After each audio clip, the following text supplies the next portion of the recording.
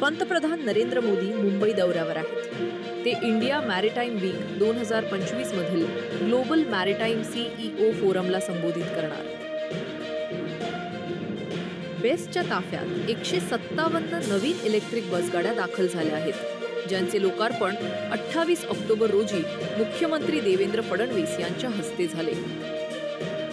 September नंतर राज्यात पुन्हा परतीच्या पावसाचे आगमन। मुंबईत ढगाळ वातावरण तर विदर्भात गारपिटीची शक्यता। पवित्र पोर्टलद्वारेच शिक्षक भरती, उच्च न्यायालयाचा निर्णय।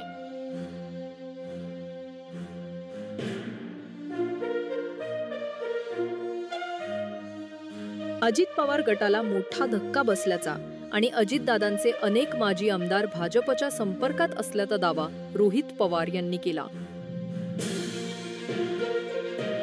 कोणतीही चूक होऊ देऊ नका, असं अजित पवार यांनी आपल्या कार्यकर्त्यांना सांगितलं आहे। पक्ष कार्यालयातील लावणीच्या व्हिडिओवर त्यांनी अप्रत्यक्ष भाष्य केलं।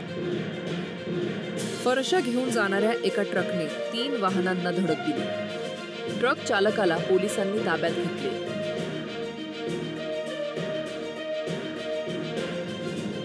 धनत्रयोदशीपासून सोन्याच्या दरात घसरण।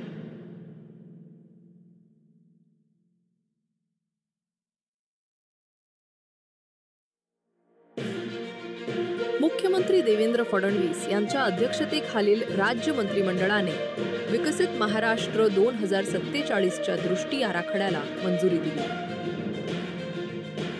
मंत्रिमंडळ बैठकीत अतिवृष्टीमुळे नुकसान झालेल्या शेतकऱ्यांसाठी 11,000 कोटी रुपयांच्या अतिरिक्त मदतीला मंजुरी देण्यात आली।